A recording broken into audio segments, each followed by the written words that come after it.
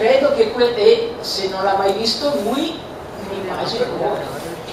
Allora c'è un problema realmente grosso. Che cos'è la partecipazione?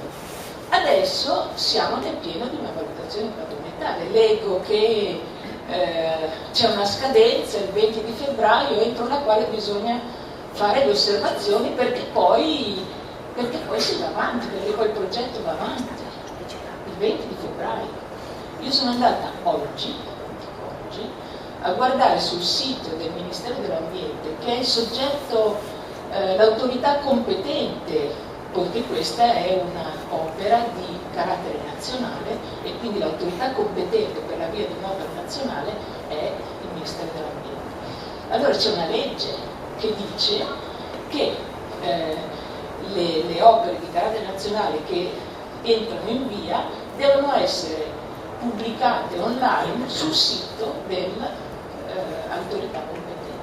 Andate a vedere, sul sito dell'autorità competente c'è la tratta dall'aeroporto a Portogruaro e non c'è la tratta da Mestre all'aeroporto. Non c'è. Le cose depositate, cioè la documentazione depositata su questa tranche del progetto sono i due ritagli di giornale dove c'è scritto che il progetto è stato depositato. Questo, se volete fare ricorso alla Commissione europea potete farlo, perché la Commissione europea su questo è molto attenta, molto rigida, è un vostro diritto e quindi questo vostro diritto in questo momento è stato sicuramente leso. Questo se vogliamo parlare di partecipazione. Mi sono dilungata troppo e allora molto rapidamente vorrei identificare questo aggettivo di speciale, via speciale, che si occupa dei progetti strategici della legge obiettivo. Se c'è una via speciale, c'è una via normale. Allora, la via normale è quella che abbiamo fatto per molti anni e che aveva molti problemi, perché era una valutazione che arrivava alla fine, quando il progetto era già un progetto molto avanzato, un progetto definitivo, e quindi qualunque giudizio tu dessi su quel progetto diceva no, passi di lì, ma no, poi passati di lì, passa di qua, vuol dire rifare il progetto, e quindi dei problemi reali di danno, di tempo buttato via, eccetera, eccetera. La normativa sulle opere strategiche dice la via la facciamo sul progetto preliminare. Bene, il progetto preliminare è molto meno dettagliato e quindi si può cambiare, ma anche molto male, perché se la via la facciamo solo sul progetto preliminare non capiamo quasi niente degli impatti locali, che si possono capire solo quando abbiamo capito qual è l'esatto tracciato, dove cadono le pile, cosa c'è nel sottosuolo, come la nostra opera modifica la circolazione delle acque, come interferisce con le acque profonde, che tipo di suolo, cioè tutte queste cose nel progetto preliminare non si vedono. E noi stiamo facendo un progetto preliminare. Dopo di ciò siamo già ai discorsi. No. Abbiamo ancora un po' di tempo. Ecco, questo perché ve l'ho sottolineata in rosso? La parte sottolineata in rosso dice che nella descrizione del progetto, queste sono le opere della legge obiettivo, quindi anche nel progetto preliminare, deve essere descritto certo l'opera, le specifiche funzionali, a cosa serve, cosa fa l'opera, ma i limiti di spesa dell'infrastruttura, ivi compreso i limiti di spesa per le compensazioni, che non può andare oltre il 5% dei limiti di spesa. Questo è uno dei buchi più macroscopici, più vistosi di questo progetto, nel senso che ci è stato presentato un progetto che non si sa, prima qualcuno diceva chi lo paga, importante, ma non sappiamo neanche quanto costa e non sappiamo neanche se il suo costo è in qualche misura commisurato alle prestazioni che dà. non sappiamo nulla su tutta la parte di fattibilità economica finanziaria di questa cosa. E se torniamo all'impatto ambientale, questa cosa non è irrilevante, perché io penso che tutti noi siamo disposti a pagare qualcosa in termini di impatto, a sopportare un impatto ambientale, se in cambio ne abbiamo dei vantaggi espliciti, di ordine funzionale, di ordine economico, di ordine sociale. Ditemi voi quali vantaggi. Ma questi vantaggi devono essere dimostrati. Siamo disposti a pagare in termini di impatto ambientale se è commisurato ai vantaggi che ne abbiamo. Questa è una scelta importante, una scelta. Se non sappiamo, e se, come si evince leggendo anche superficialmente come ho fatto io, il sospetto forte che alla base di questo progetto non solo noi non sappiamo a chi gioca, ma neanche quelli che l'hanno fatto sanno a chi gioca. Cioè è un progetto senza strategia, senza testa, che nasce da che cosa? Da un produttore di ferrovie, che naturalmente sollecitato cosa fa? Progetta ferrovie. Ma nel momento in cui progetta ferrovie non c'è un perché, non c'è un obiettivo, non c'è un qualcosa, c'è un'atmosfera, opera strategica, fantastica, certo, cosa vuol dire strategica? Opera fondamentale per lo sviluppo. Cosa vuol dire fondamentale per lo sviluppo? Opera che, la cosa più concreta che si dice, opera che ci servirà a togliere dalla strada il trasporto merci e a portarlo sulla ferrovia. Quanto? Quale? Dove? Se posso, io mi occupo da molti anni di infrastrutture e una delle cose che ho maturato con assoluta certezza è che quando, come nel nostro caso, la ferrovia perde drammaticamente, da anni, perde ruolo, perché il traffico va sulla strada, perché trova più conveniente andare sulla strada, fare un'altra ferrovia non serve rigorosamente a niente, serve a buttarli via dalla strada. Non facciamo una politica. Allora vi pongo io un quesito.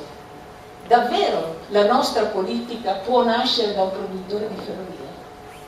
Io non lo credo. Qui, in questo paese, manca la politica. Manca la testa, manca la strategia, manca il perché dobbiamo fare le cose.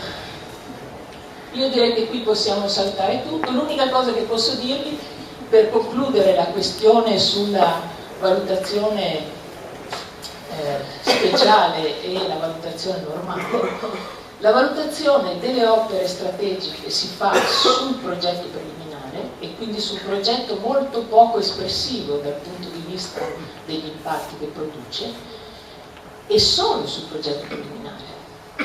Nel momento in cui il progetto che abbiamo mandato a Bruxelles, che adesso è in via, tra il 20 di febbraio passa alla valutazione di impatto ambientale della commissione speciale del Ministero dell'Ambiente sulle opere strategiche, la commissione, sono disposta a scommettere tutto quello che volete con voi, dirà di sì. Certo. Dirà di sì, e questo mette in pista quest'opera a velocità di razzo.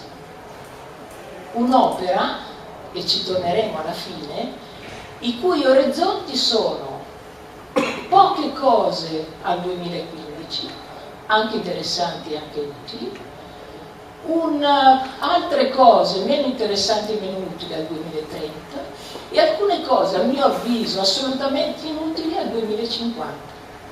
Ma ci impegneremo a farle dopodomani. Ma perché? A chi gioca? Io credo che questo sia un problema di notevole rilevanza. Se il progetto definitivo assomiglierà abbastanza al progetto preliminare, voi non lo vedrete più e non avrete più modo di dire assolutamente niente. Legge obiettivo. Vi ricordate l'origine della legge obiettivo? Sì. Passante? No, no, era una scena bellissima. Io ho trovato che il nostro presidente Berlusconi fosse un genio, perché nel salotto di Vespa, con una lavagna bianca lì, col pennarello colorato, faceva il disegno delle infrastrutture strategiche, quelle che mancavano. Il passante di Mestre, la linea Livorno-Civitavecchia, tutta una serie di opere strafamose, il Ponte di Messina, cioè tutte le opere che stavano lì da 30 anni, di cui tutti avevano sentito parlare, e lui le ha promesse, e le ha promesse subito, le ha promesse con procedure accelerate, la legge obiettivo, le ha promesse finanziate dall'A alla Z immediatamente. È stato così entusiasmante che devo dire anche l'opposizione non è stata così rigida nel dire di no, e ha detto ma finalmente, ma sì, facciamole. Legge obiettivo, questo è stato l'inizio della legge obiettivo. 5 grandi opere da fare in fretta, senza tante storie, che erano stramature dal punto di vista della loro utilità, appunto, basta. Io qui ho messo, vedete, 2004, 2005, 2007, 2009, 2010, sono le date in cui il Parlamento, il Ministro di volta in volta delle infrastrutture deve fare al Parlamento una relazione sullo stato della legge obiettivo. I numeri che vi ho messo sono la dinamica della legge obiettivo. Nel 2001 la legge era quella lì delle poche opere rapide. Nel 2004 le opere erano diventate 228, gli interventi 373 e i miliardi di euro 126. Nel 2005, cioè soltanto come cresce la cosa, il DPEF, il documento di programmazione economica e finanziaria che facciamo ogni anno aggiunge qualche cosa.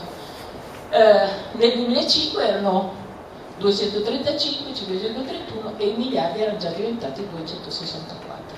Nel 2007 erano 243 e i miliardi erano già diventati 305. E via. Nel 2010 le opere erano 349 e i miliardi 358. Se guardate la progressione di questi numeri, vi renderete conto che i miliardi crescono più velocemente del numero delle opere. E questo è l'indicatore di un problema molto grosso.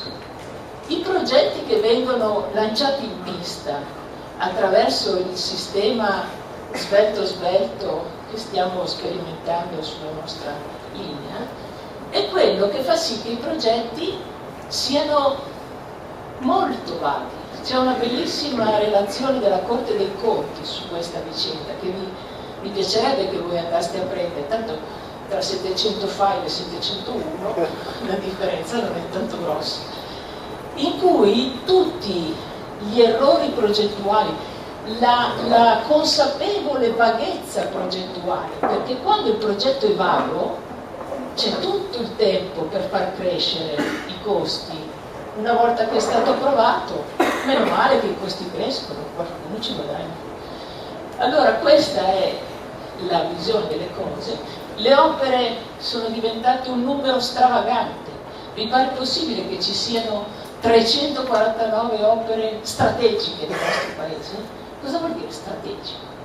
Io penso che sarebbe molto opportuno cominciare a ragionare su questo.